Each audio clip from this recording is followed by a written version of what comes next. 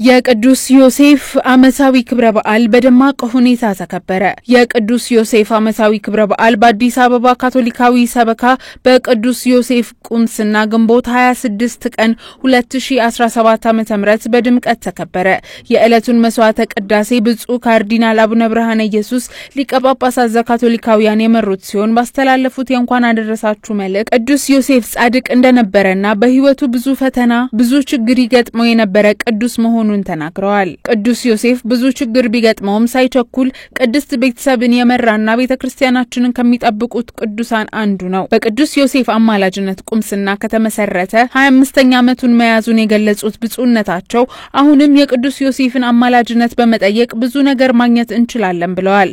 በመቀጠልም ለገዳሙ ለሀገራችን ኢትዮጵያም ሰላም እንዲሰፍን እንዲሁም ለስደተኞች ምእምናን እንዲጸልዩ ጠይቀው ምእምናን ለሰላም እንዲጸልዩ ጋብዘዋል። የዕለቱን ቃለ እግዚአብሔር ያሰሙት ክቡር አባ ዳዊት ወርቁ በስብከታቸው ዮሴፍ ብዙ ዕቅድ የነበረው የሚሰራ የሚታትር ሰውም ነበር። ነገር ግን እግዚአብሔር በሕይወታችን ከዕቅዶቻችን በላይ መሆኑን በዮሴፍ ሕይወት ያየንበት መሆኑን አስተምረዋል። የመጀመሪያው የመለኮት ማደሪያ የሆነችው ማርያምን ያገለገለው ዮሴፍ ነው። እግዚአብሔር ዮሴፍ በምድር ላይ እንዲኖር የፈቀደለትን ጊዜ ሁሉ ማርያምን ስለማገልገሉም ተናግረዋል። ቅዱስ ዮሴፍ በሕይወቱ ይወድ የነበረው የፈጣሪን ፍቃድ መፈጸም ብቻ ነበር። ቅዱስ ዮሴፍ የሚሰጠን የህይወት ምሳሌ አለ። እርሱም ትዕግስትን፣ መንፈሳዊነትን መጠበቅና በህይወታችን መለኮታዊ ጸጋ እንዲበዛልን መጠበቅ እንዳለብን እንዲሁም ወላጆች ለልጆቻቸው ምን አይነት ወላጅ መሆን እንዳለባቸው አስተምረዋል።